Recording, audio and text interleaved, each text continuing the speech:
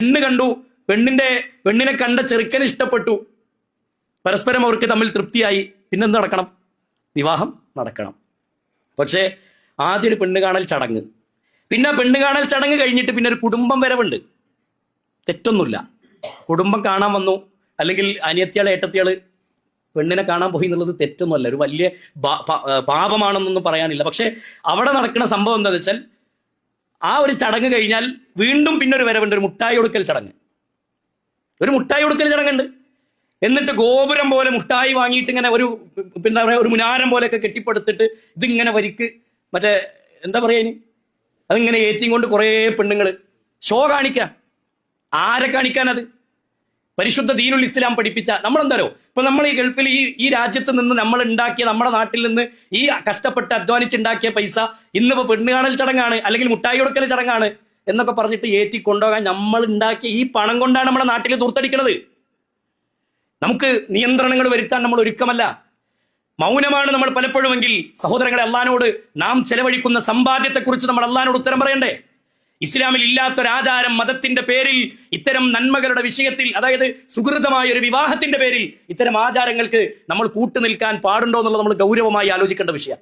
നബി കരീം സല്ലല്ലാഹു അലൈഹി വസല്ലം പഠിപ്പിച്ച വിഷയം. ഇനി അതുമാത്രമല്ല, ഈ പെണ്ണ് കാണൽ ചടങ്ങിലുണ്ട് നമ്മുടെ നാട്ടിൽ പെണ്ണിന്റെ ഒരു കുറ്റാന്വേഷണം നടത്തി വെക്കുക, കടത്തി വെക്കുക. എന്തൊക്കെയാ നടക്കല്?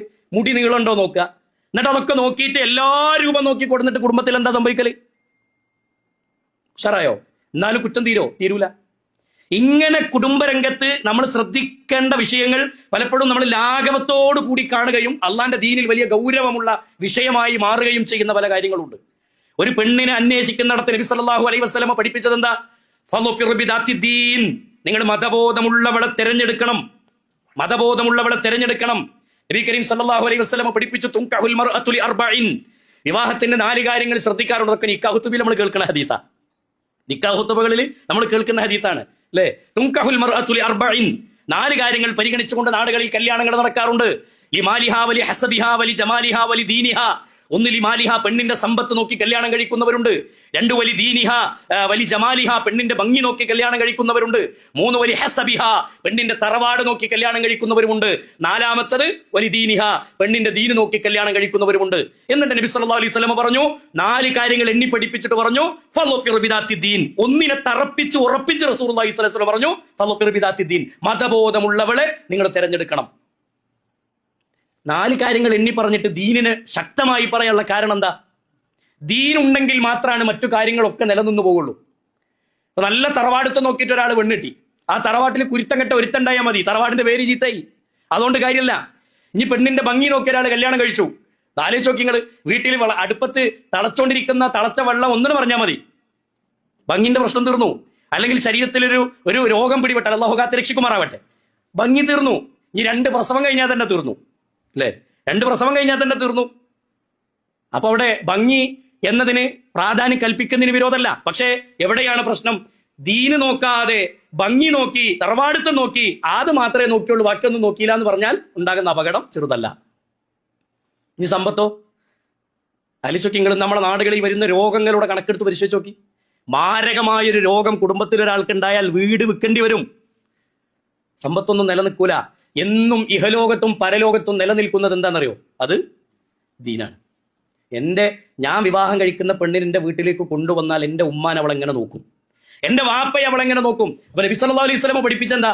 ഇത് നോക്കിയിട്ട് വേണം നിങ്ങൾ നിങ്ങളുടെ മക്കൾക്ക് അല്ലെങ്കിൽ നിങ്ങൾ വിവാഹം ചെയ്യാനെന്നാണ്. ഫളഫിർ ബിദാത്തി ദീൻ, മതബോധത്തിന്റെ പ്രാധാന്യം നൽകുക. ആ ഒരു ചിന്തയാണ് ജീവിതത്തിൽ ഏറ്റവും പ്രധാനം. സഹോദരങ്ങളെ, റസൂലുള്ളാഹി സ്വല്ലല്ലാഹു അലൈഹി വസല്ലം പഠിപ്പിക്കുന്ന വാചകം നമുക്ക് കാണാം. അതുകൊണ്ട് പിന്നെ നബി സല്ലല്ലാഹു അലൈഹി വസല്ലം പഠിപ്പിച്ച ഈ കാര്യങ്ങളിൽ നമുക്ക് ശ്രദ്ധ ഉണ്ടാവണം. ഞങ്ങളുടെ കല്യാണം ഉറച്ചു, പെണ്ണിന് ഇഷ്ടായി, ചെക്കനക്ക് ഇഷ്ടായി, കുടുംബങ്ങളൊക്കെ റാഹത്തായി, വിവാഹം ഉറച്ചു. ഇനി എന്താ നടക്കാൻ പോണേ? ഇനി നമ്മുടെ നാട്ടിൽ ഇപ്പൊ നടക്കുന്ന കുറച്ച് കാര്യങ്ങൾ ഞാൻ പറഞ്ഞുതരാം. ഒന്ന്, ഇസ്ലാം ഹറാമാക്കിയ പല കാര്യങ്ങളും. നിക്കാഹ് എന്ന കർമ്മം നടക്കുന്ന ആ സമയം വരെ അവർ തമ്മിൽ ഹറാമായ ബന്ധമായിരിക്കും, സംസാരിച്ചാലോ ഇടപെട്ടാലൊക്കെ. ആദ്യം മനസ്സിലാക്കേണ്ട ഒരു വിഷയം, ഞാൻ കല്യാണം കഴിക്കാൻ പോണ പെണ്ണല്ലേ, എന്താ എനിക്കോട് വർത്താനം പറഞ്ഞാൽ, എന്താ ഞാനൊരു ചാറ്റിങ് നടത്തിയാൽ, എന്താ ഒന്ന് കൂടെ വിളിച്ചു കൊണ്ടുപോയി ഒരു കോഫി ഷോപ്പിൽ കൊണ്ടുപോയപ്പോൾ എന്താ കുഴപ്പം? അതിലൊക്കെ ഒരു ലാഘവത്താണ് പലപ്പോഴും നമ്മുടെ മനസ്സിലേക്ക് കടന്നു വരാറുള്ളത്. നബി സല്ലല്ലാഹു അലൈഹി വസല്ലം പഠിപ്പിച്ചത്, നിക്കാഹ് എന്ന ചടങ്ങ് ആ ഒരു ഇബാദത്ത് പൂർത്തിയാകുമ്പോൾ മാത്രമാണ് എന്താവുള്ളൂ, അവൾ നമുക്ക് ഹലാലായ പെണ്ണായി മാറുള്ളൂ. അത് തിരിച്ചങ്ങോട്ടുമാണ്. ഒരു പുരുഷന് ഒരു സ്ത്രീ ഹലാലാവണമെങ്കിൽ എപ്പോ വേണം? നിക്കാഹ് നടക്കണം. ദുബൈയിലെ ഒരു സഹോദരൻ എല്ലാം ഉറച്ചു. ഒരു ബുധനാഴ്ച ദിവസം നിക്കാഹ് ഉറപ്പിച്ചു. അങ്ങനെ എല്ലാം റെഡിയായി. മൂപ്പര് ഞങ്ങളോടൊക്കെ കല്യാണം ഒക്കെ റെഡിയായി. ഓളെ കോഫി ഷോപ്പൊക്കെ വിളിച്ചിട്ടോളൂ വന്നിട്ടില്ല. ഫോൺ ചെയ്താൽ ശരിക്കും വർത്താനം പറയില്ല എന്ന് പറഞ്ഞിട്ട് 3 ദിവസം മുമ്പ് നിക്കാഹ് കല്യാണം മുടങ്ങി. മനസ്സിലാണെങ്കിൽ 3 ദിവസം മുമ്പ് കല്യാണം മുടങ്ങി. ആ ഒരു പെണ്ണിന്റെ പിതാവ് കരയണ കരച്ചില് കാണങ്ങള്. ഞാൻ പറഞ്ഞു, ഹൈറല്ലേ, നിങ്ങൾ എന്തിനാ ദുഃഖിക്കണത്? എത്ര ഹൈറുള്ള കാര്യമാണ്. കാരണം നിക്കാഹിന് ശേഷമാണ് ഈ പരാതി വരുന്നെങ്കിലോ, അതിന് മുമ്പ് തന്നെ അതൊക്കെ തീരുമാനമായല്ലോ. അപ്പൊ ദീന് ഉൾക്കൊള്ളുക എന്ന് പറഞ്ഞാൽ പരിശുദ്ധ ഖുർആൻ പഠിപ്പിച്ചല്ലോ, ഖുൽ നബിയെ പറയണം, ഖുല്ലിൽ മുഅ്മിനീന യഗ്ളൂ മിൻ അബ്സ്വാരിഹിം വയഹ്ഫളൂ ഫുറൂജഹും ദാലിക അസ്കാ ലഹും ഇന്നല്ലാഹ ഖബീറും ബിമാ യസ്നഊൻ. ഖുൽ നബിയെ പറഞ്ഞു കൊടുക്കൂ റസൂലേ അവരോട്, പരിശുദ്ധ ഖുർആൻ പറയാണ്, ഖുല്ലിൽ മുഅ്മിനീന, മുഅ്മിനീങ്ങളായ പുരുഷന്മാരോട് പറഞ്ഞു കൊടുക്കൂ റസൂലേ. എന്താ പറയേണ്ടത്? യഗ്ളൂ മിൻ അബ്സ്വാരിഹിം വയഹ്ഫളൂ ഫുറൂജഹും, അവരുടെ കണ്ണിനെ കാത്തു സൂക്ഷിക്കാനും അവരുടെ ഗുഹ്യസ്ഥാനത്തെ സംരക്ഷിക്കാനും അവരോട് പറഞ്ഞു കൊടുക്കൂ നബിയേ. ദാലിക അസ്കാ ലഹും ഇന്നല്ലാഹ ഖബീറും ബിമാ യസ്നഊൻ. അതാണ് അവർക്ക് ഏറ്റവും ഖൈറായ മാർഗമെന്ന് പരിശുദ്ധ ഖുർആൻ പഠിപ്പിക്കുന്നു. പെണ്ണ് കാണുക എന്നുള്ളത് റസൂലുള്ള പഠിപ്പിച്ച ശൈലിയാണ്. പെണ്ണ് കണ്ടു, ഇഷ്ടപ്പെട്ടു, ഇനി നിക്കാഹ് വരെ ക്ഷമിക്കണം. അത് ദീന് പഠിപ്പിച്ച ശൈലിയാണ്. അതിന്റെ ഇടക്ക് അവളുമായുള്ള സംസാരം അല്ലെങ്കിൽ അവനുമായുള്ള സംസാരം രണ്ടുപേർക്കും എന്തല്ല, അനുവദിക്കപ്പെട്ടതല്ല. പിന്നെ ഒരു ചാറ്റിങ്, പിന്നെ ഒരു എന്താ പറയാ, ഒരു ഡേറ്റിങ്, പല കോലത്തിലെ വർത്തമാനങ്ങൾ, ഇതൊക്കെ നാടുകളിൽ നടക്കുന്ന പ്രവർത്തനങ്ങളാണ്. നബി സല്ലല്ലാഹു അലൈഹി വസല്ലമ അനുവദിച്ചിട്ടില്ല എന്ന് നമ്മൾ തിരിച്ചറിയാൻ നമുക്ക് സാധിക്കണം. നബി കരീം സല്ലല്ലാഹു അലൈഹി വസല്ലമ പഠിപ്പിക്കുന്ന ഖുർആനിലെ വചനങ്ങൾ, ഈ ആയത്ത് പരിശുദ്ധ ഖുർആൻ ഈ ആയത്തിന്റെ തൊട്ടുതായ അല്ലാഹു സുബ്ഹാനഹു വ തആല പറഞ്ഞ എന്താ? ഖുല്ലിൽ മുഅ്മിനാത്തി, മുഅ്മിനാത്തുകളായ പെണ്ണുങ്ങളോടും പറഞ്ഞു കൊടുക്കൂ നബിയെ, യഗ്ളുന മിൻ അബ്സ്വാരിഹിന്ന വയഹ്ഫളന ഫുറൂജഹുന്ന. മനസ്സിലായോ? നിക്കാഹ് തീരുന്നതിന് മുമ്പ് അന്യ പെണ്ണും അന്യ പുരുഷനും എങ്ങനെ ആയിരിക്കണം?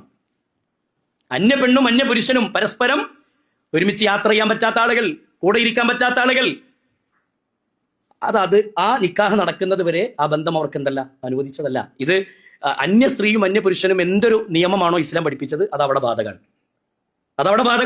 പിന്നെ നിക്കാഹ് എന്ന കരാറ് തീർന്നതോട് കൂടി അതെന്തായി? അവർ അല്ലാഹ് ഹലാലായി. ആ ഹലാലാകുന്നത് വരെ അതിൽ സൂക്ഷ്മത വേണമെന്നാണ് റസൂലുള്ളാഹി സ്വല്ലല്ലാഹു അലൈഹി വസല്ലമ പഠിപ്പിച്ചത്. ഇനി നോക്കൂ, നബി കരീം സല്ലല്ലാഹു അലൈഹി വസല്ലമ പഠിപ്പിച്ച നിക്കാഹ് എന്ന ആ ഒരു കല്യാണം എന്ന ചടങ്ങിലേക്ക് നമ്മൾ പ്രവേശിക്കുകയാണെങ്കിൽ ഏറ്റവും പ്രധാനമായി പിന്നെ ഇതൊക്കെ ഉറപ്പിച്ചു കഴിഞ്ഞാൽ പിന്നെ നമ്മുടെ നാടുകളിൽ നടക്കുന്നത് ഒരു വസ്ത്രമെടുക്കൽ ചടങ്ങാണ്. പല നാട്ടിലും പല കോലത്തിലാണ് ഈ സംഭവം നടക്കാറുള്ളത്. ഈ വസ്ത്രമെടുക്കൽ, 10,000ങ്ങളുടെ വസ്ത്രമാണ് പല കല്യാണത്തിനു വേണ്ടി ആളുകൾ എടുക്കുക. സഹോദരങ്ങളെ, നമ്മുടെ കയ്യിൽ സമ്പത്തുണ്ടെങ്കിൽ നമുക്ക് വസ്ത്രമെടുക്കുന്നതിന് തെറ്റൊന്നുമില്ല. പക്ഷേ ദൂർത്തടിക്കുന്ന സമ്പ്രദായം ദീൻ ഒരിക്കലും അനുവദിച്ചതല്ല. എല്ലാത്തിനും ഒരു മിതത്വം അനിവാര്യമാണ്. ഒന്ന്, ഇസ്ലാമിക വേഷവിധാനമാവണം നമ്മുടെ കല്യാണങ്ങളിൽ നമ്മൾ സ്വീകരിക്കേണ്ടത്. ആത്മാർത്ഥമായി നമ്മൾ മനസ്സിലാക്കണം, ഇസ്ലാം പഠിപ്പിച്ച മുഖവും മുൻകൈയും ഒഴിച്ച ഒരു പെണ്ണ് ധരിക്കേണ്ട വസ്ത്രങ്ങൾ വ്യക്തമായ രൂപത്തിൽ, ആ രൂപത്തിൽ തന്നെയാവണം. പല ആളുകൾ ചോദിക്കാറുണ്ട്, ഒരു പെണ്ണിന് അലങ്കാര വസ്ത്രം അല്ലെങ്കിൽ കുറച്ച് കാണാൻ ഭംഗിയുള്ള വസ്ത്രം കല്യാണത്തിൻ്റെ അന്ന് ധരിച്ചൂടെ? കുഴപ്പമില്ല, പക്ഷേ അത് ഷോ കാണിക്കാനാകരുത്.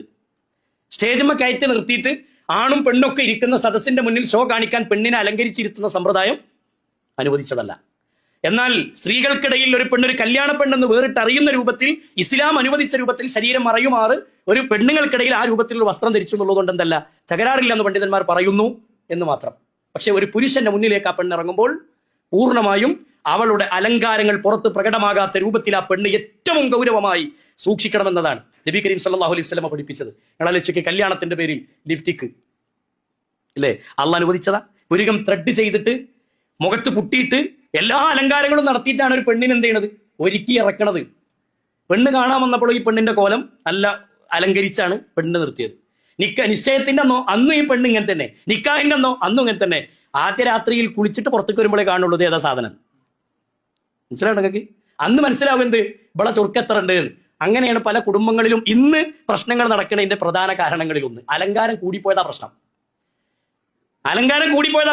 അപ്പൊ റസൂലുള്ളാഹി സ്വല്ലല്ലാഹു അലൈഹി വസല്ലം പഠിപ്പിച്ചിടത്ത് നമ്മൾ നിൽക്കണം. പുരികം ത്രെഡ് ചെയ്യുക എന്നത് നബി സല്ലല്ലാഹു അലൈഹി വസല്ലം ശപിക്കപ്പെട്ട വിഭാഗത്തിൽ എണ്ണിയ കൂട്ടത്തിൽപ്പെട്ടവരാണ്.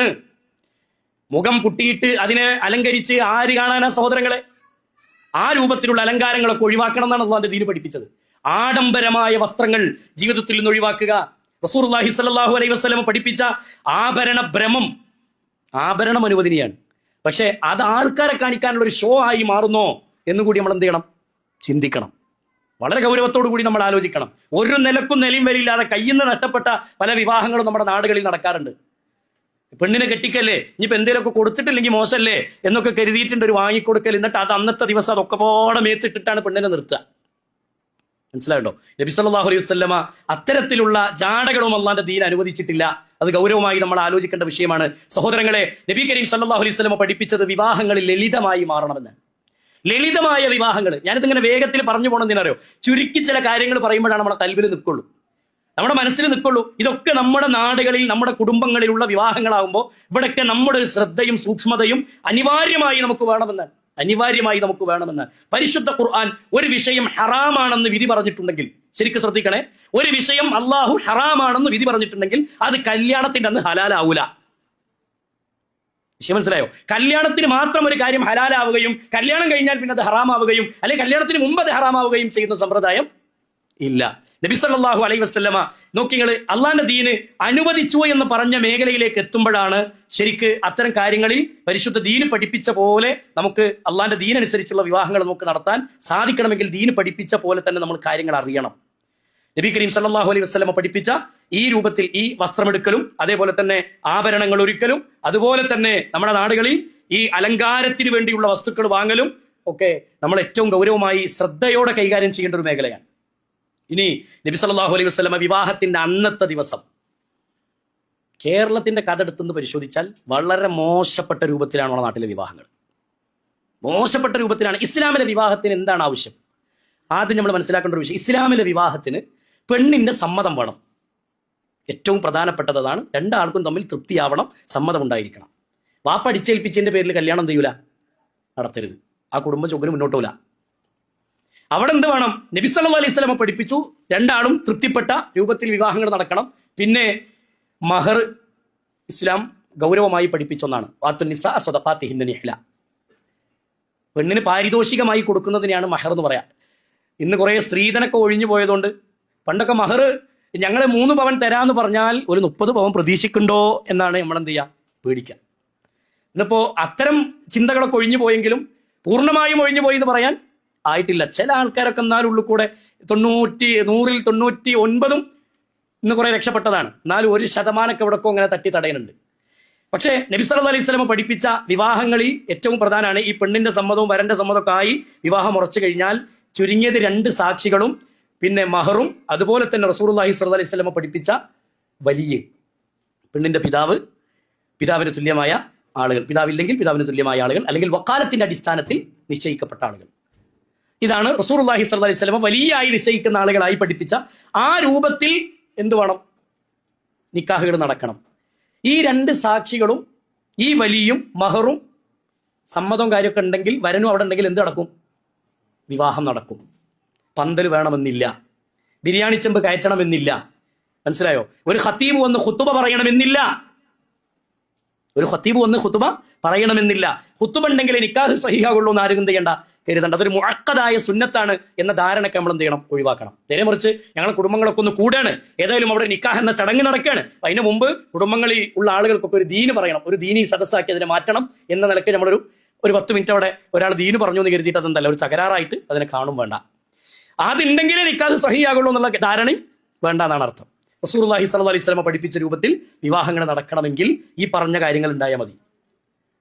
വധുവിന്റെ സമ്മതം വേണം, വലിയ വേണം, മഹർ വേണം, ചുരുങ്ങിയത് 2 സാക്ഷികൾ വേണം. ഈ രൂപത്തിൽ ആണെങ്കിൽ വിവാഹം നടക്കും. നബി കരീം സല്ലല്ലാഹു അലൈഹി വസല്ലം പഠിപ്പിച്ച വിവാഹം അതാണ്. ഇനി നമ്മൾ മനസ്സിലാക്കേണ്ട വിഷയം എന്താണെന്നറിയോ? വിവാഹത്തിന്റെ തലേ ദിവസം ഇന്ന് നമ്മുടെ നാടുകളിൽ ചില മൈലാഞ്ചി കല്യാണങ്ങളുണ്ട്. ഓരോ പേരാണ് കല്യാണത്തിന്റെ ഒരാഴ്ചക്ക് ഇങ്ങോട്ട് തുടങ്ങലാണ്. ചില കുടുംബങ്ങളിലൊക്കെ കാണുന്നത് ഒരാഴ്ച മുമ്പ് തുടങ്ങലാണ്. അതിന് ഓരോ പേരിട്ടിരിക്കുക. കല്യാണത്തിന്റെ തൊട്ട് തലേ ദിവസം മൈലാഞ്ചി കല്യാണം. എന്നിട്ട് ആണും പെണ്ണും പുട്ടും കടലും കുഴച്ച പോലെ ആ പെരയിലാകെ പ്രയാസം സൃഷ്ടിക്കുന്ന രൂപത്തിലുള്ള വിവാഹങ്ങളായി പല കുടുംബങ്ങളിലെ വിവാഹങ്ങളും മാറുന്നു. അള്ളാഹുവിനെ കുറിച്ചുള്ള ബോധം നഷ്ടപ്പെടുന്നു.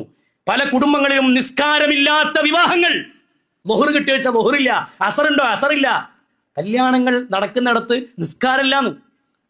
നിസ്കാരമില്ലാതെ ഒരു ഇബാദത്തിലേക്ക് പ്രവേശിക്കാൻ പറ്റും, ഒരു കുടുംബജീവിതത്തിലേക്ക് കാലെടുത്ത് വെക്കുക. ഖുർആൻ പറഞ്ഞെന്താ? നിക്കാഹിനെ കുറിച്ച് ഖുർആൻ പ്രയോഗിച്ച പ്രയോഗം മീസാക്കൻ ഗലീളാ.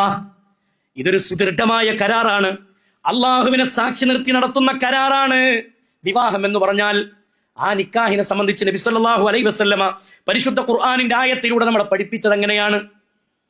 ആ മീസാക്കൻ ഗലീള, ഇത് സുദൃഢമായ കരാറാണ്. ആ കരാർ നിശ്ചയിക്കുമ്പോൾ ഈമാനോട് കൂടി, അള്ളാഹുവിനോട് പ്രാർത്ഥനയോട് കൂടി, അത്രയും പിന്നെ ശ്രദ്ധയോടെ ദുആഓടെ നടത്തേണ്ട ഒരു കർമ്മമാണ് യഥാർത്ഥത്തിൽ വിവാഹം എന്നുള്ളത്. അതിനങ്ങട്ട് അലങ്കോലാക്കിയിട്ട് അല്ലേ, നമ്മുടെ നാട്ടിൽ കണ്ണൂർ ജില്ലയിൽ തോളിലേറ്റിട്ട് പോവുക, ശവപ്പെട്ടിയിൽ പുതിയാപ്പളിനെ കൊണ്ടുപോവുക. ശവപ്പെട്ടിയിൽ പുതിയാപ്പളിനെ കൊണ്ടുപോവുക. മുസ്ലിമിന്റെ കല്യാണമാണ്. മുസ്ലിം സമൂഹത്തിന്റെ കല്യാണങ്ങളിൽ ലാത്തി വീശുന്നു പോലീസ്. എങ്ങനെ ഇത് മാറിയേ? ആലോചിച്ചോക്കിങ്ങള്. നമുക്ക് നമ്മുടെ നാട്ടിൽ നടക്കുന്ന വിവാഹങ്ങളാണ്. റസൂലുള്ളാഹി സ്വല്ലല്ലാഹി അലൈഹി വസല്ലം പഠിപ്പിച്ച ശൈലിയിൽ നിന്ന് പിന്നെ നിക്കാഹുകൾ മാറുമ്പോൾ നിങ്ങൾ ആലോചിച്ചോക്കി. ശ്രീനാരായണ ഗുരുവിന് മഹചരിതമാല എന്നൊരു പുസ്തകമുണ്ട്.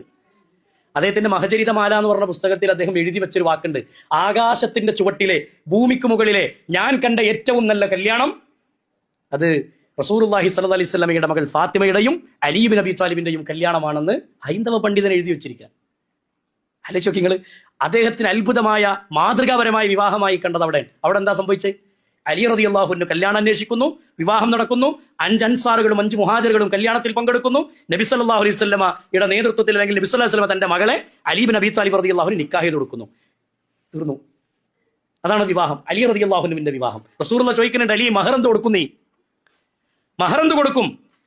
എന്റെ കയ്യിലുള്ളതിപ്പോ ഈ കുതിരയും ഈ കണ്ട ഞാനിട്ടിരിക്കുന്ന വസ്ത്രം, ഇതല്ലാതെ എന്റെ അടുത്തൊന്നുമില്ല. റസൂൽ പറഞ്ഞാൽ പറ്റൂല, മഹർ കൊടുക്കണം. നബി സല്ലല്ലാഹു അലൈഹി വസല്ലം മുന്നിൽ അലി റളിയല്ലാഹു അൻഹു പോയി തന്റെ കയ്യിലുള്ള പടയങ്കി വിറ്റ് 400 ദിർഹം കൊണ്ട് റസൂലുള്ളാഹിന്റെ മുന്നിലേക്ക് വന്നിട്ട് അത് വെച്ചിട്ടാണ് എന്ത് ചെയ്യുന്നത്? അലി റളിയല്ലാഹു അൻഹു ഫാത്തിമ ബീവിയെ കല്യാണം കഴിക്കുന്നത്. ഈ വിവാഹത്തെക്കുറിച്ച് ചരിത്രത്തിൽ നമുക്ക് കാണാൻ പറ്റും. ഏറ്റവും മാതൃകയുള്ള വിവാഹമായി ഹൈന്ദവ പണ്ഡിതന്മാർ എഴുതി വെക്കുമ്പോൾ നമ്മുടെ നാടുകളിൽ, സഹോദരങ്ങളെ, നമ്മുടെ കുടുംബങ്ങളിൽ ഈ മാതൃക നമ്മൾ എന്തുകൊണ്ട് പിൻപറ്റുന്നില്ല? എവിടെയാണ് നമുക്ക് തകരാറ് പറ്റണത്? എവിടെയാണ് നമുക്ക് പ്രശ്നം സംഭവിക്കുന്നത്? ഇൻഷാ അല്ലാഹ് അതിലേക്ക് ഞാൻ വരാം. റസൂലുള്ളാഹി സ്വല്ലല്ലാഹി അലൈഹി വസല്ലം പഠിപ്പിച്ച രൂപത്തിലുള്ള വിവാഹങ്ങൾ നടക്കുന്നില്ല എന്നത് ഗൗരവമായി നമ്മൾ ആലോചിക്കേണ്ടതാണ്. ആലോചിക്കുക, കല്യാണത്തിന്റെ തലേ ദിവസം നടക്കുന്ന മൈലാഞ്ചി കല്യാണം, ആ ഗാനമേടയുടെ അകമ്പടിയോടുകൂടി 5 നേരം നിസ്കരിക്കുന്ന വാപ്പണ്ട പെരിയില്, ഏറ്റവും നല്ല ദഅവത്ത് നിർവഹിക്കുന്ന ദായിമാരുള്ള കുടുംബങ്ങളുണ്ട് പല കുടുംബങ്ങളിലും. പക്ഷെ ആ വീട്ടില് തലേ ദിവസം ഗാനമേളയാണ്. ആണും പെണ്ണും കൂടിക്കലർന്ന് ആടി തിമർക്കുന്ന വിവാഹ ചടങ്ങുകൾ നമ്മുടെ നാടുകളിൽ ഉണ്ടാകുന്നു. മാത്രല്ല, മൈലാഞ്ചി കല്യാണത്തിന്റെ പേരിൽ തലേ ദിവസങ്ങളിൽ മദ്യം വിളമ്പുന്ന മുസ്ലിം കല്യാണങ്ങൾ വരെ നമ്മുടെ കുടുംബങ്ങളിൽ ഇന്ന് സംഭവിച്ചുകൊണ്ടിരിക്കുന്നു. ഇത് ഗൗരവമായി നമ്മൾ ഉൾക്കൊള്ളേണ്ട, നമ്മൾ പഠിക്കേണ്ട വിഷയമാണ്. റസൂലുള്ളാഹി സ്വല്ലല്ലാഹി അലൈഹി വസല്ലമയുടെ കൽപ്പന പ്രകാരമാണോ നമ്മുടെ കുടുംബങ്ങളിൽ നടക്കുന്ന വിവാഹങ്ങളെന്ന് നമ്മൾ ആത്മാർത്ഥമായി ചിന്തിക്കണം. സഹോദരങ്ങളെ, റസൂലുള്ളാഹി സ്വല്ലല്ലാഹു അലൈഹി വസല്ലമ പറഞ്ഞു, അള്ളാഹുവിന്റെ നബി കരീം സ്വല്ലല്ലാഹു അലൈഹി വസല്ലമ പഠിപ്പിച്ചു, ഇസ്ലാമിലെ വിവാഹങ്ങൾ സുന്നത്തുകൾ അനുസരിച്ചുള്ള, പ്രവാചകന്റെ ചര്യ അനുസരിച്ചുകൊണ്ടുള്ള വിവാഹങ്ങളാവണം. സ്വഹാബത്തിനോട് റസൂലുള്ളാഹി സ്വല്ലല്ലാഹു അലൈഹി വസല്ലം ഒരിക്കൽ കൽപ്പിച്ചതാണ്, യാ മഅ്ശറ ശബാബ മൻ ഇസ്തതഅ മിൻകുമുൽ ബാഅ, കല്യാണത്തിന്റെ പ്രായമായ ചെറുപ്പക്കാരൊക്കെ കല്യാണം കഴിക്കണം. ഇസ്ലാമിക ചരിത്രത്തിൽ നമ്മളെ കുടുംബങ്ങളിലൊക്കെ ഇന്ന് നിക്കാഹ് ഉറപ്പിച്ചു, ഇനി കല്യാണപ്പഴ നിശ്ചയിക്കണ കല്യാണം അടുത്ത ഡിസംബറിൽ. അതിന് എത്ര ദൈർഘ്യം എന്തിനാ? എന്നിട്ട് നീട്ടിയിട്ടൊരു കല്യാണം ഇടും. എന്നിട്ട് ആ വാപ്പ ഉണ്ടാക്കിയ പൈസ മുഴുവൻ കൊടുത്തിട്ട് എവിടെയാണ് തീർക്കും? ആ കല്യാണത്തിന്റെ അന്നത്തെ ദിവസം അടിച്ചാൽ പൊളിക്കും. എന്നിട്ട് നാട്ടുകാരെ മുന്നിലാവും, നാട്ടിൽ അറിയപ്പെട്ട കല്യാണം എൻ്റെ മോളെ കല്യാണം. എന്താ പോട് കിട്ടേ? എന്താ പോയിട്ട് കിട്ടേ? നല്ല ഭക്ഷണം കൊടുക്കുന്നതിൽ തെറ്റില്ല, അതിലും ധൂർത്തില്ലാതെ കൊടുക്കണം. കുലു വശ്റബൂ വലാ തുസ്രിഫൂ, തിന്നോളൂ കുടിച്ചോളൂ, പക്ഷേ അമിതമാകരുത്. വലാ തുസ്രിഫൂ, നിങ്ങൾ ഇസ്രാഫ് കാണിക്കരുത്, ധൂർത്ത് കാണിക്കരുത് എന്ന് നബി സല്ലല്ലാഹു അലൈഹി വസല്ലം പഠിപ്പിച്ചു. ഭക്ഷണങ്ങൾ ഇങ്ങനെ വാരിക്കോരിയിട്ട് ഒരു തല മുതൽ അങ്ങേ തല വരെ ടേബിൾ വെച്ചിട്ട് നിരത്തി വെച്ചിക്കുക. എന്നിട്ട് ബഫേ സിസ്റ്റം. ചില കല്യാണങ്ങളിലൊക്കെ ബഫേ വരിക്ക് നിന്ന് തിന്ന, ബഫലോ എന്നാക്കിയ പോത്തിന്റെ ശൈലിയായി. റസൂലിൽ സുന്നത്തായ ഒരു ശൈലി പഠിപ്പിച്ചിട്ടുണ്ടെങ്കിൽ നേരെ അതിന് പ്രത്യേകം ചെയ്തിട്ട് അതിന് നേരെ എതിര് ചെയ്തിട്ട് പൊങ്ങച്ചം കാണിക്കുക. ആ കാര്യത്തിൽ സഹോദരങ്ങളെ, അപകടമാണ് നമ്മൾ മനസ്സിലാക്കണം. പരലോകത്ത് നമ്മൾ അല്ലാഹുവിന്റെ അടുത്ത് ഉത്തരം പറയണം എന്നുള്ളൊരു ബോധ്യം നമ്മുടെ കൽബിൽ ഉണ്ടാവണം. മഹാനായ നബി കരീം സല്ലല്ലാഹു അലൈഹി വസല്ലം പഠിപ്പിച്ച ദീനിന് വിരുദ്ധമായി നോക്കി, നിക്കാഹിന്റെ സദസ്സിൽ താലികെട്ട് ചടങ്ങ്, മുസ്ലിമിന്റെ കല്യാണ താലികെട്ട് ചടങ്ങ്. ഈ അടുത്ത് ഒരു നമ്മുടെ നാട്ടിലൊരു ചെറിയ സംഭവം നടന്നു. നിക്കാഹ് പോലെ തന്നെ ത്വലാക്ക് പാർട്ടി. ഒരു രണ്ടാളും പിരിയാണ്, പരസ്പരം അണ്ടർസ്റ്റാൻഡിങ്ങിലായിട്ട് പിരിയാണ്. എന്നിട്ട് അതിന് ആൾക്കാരൊക്കെ വിളിച്ച് ഭക്ഷണം കൊടുത്ത് ഒരു പാർട്ടി ആക്കിയിട്ട് ഇതിനൊക്കെ തലയാട്ടി കൊടുക്കാൻ നമ്മൾ കുറച്ച് ആൾക്കാരുണ്ടെങ്കിൽ നാട്ടിൽ എന്ത് നടക്കും?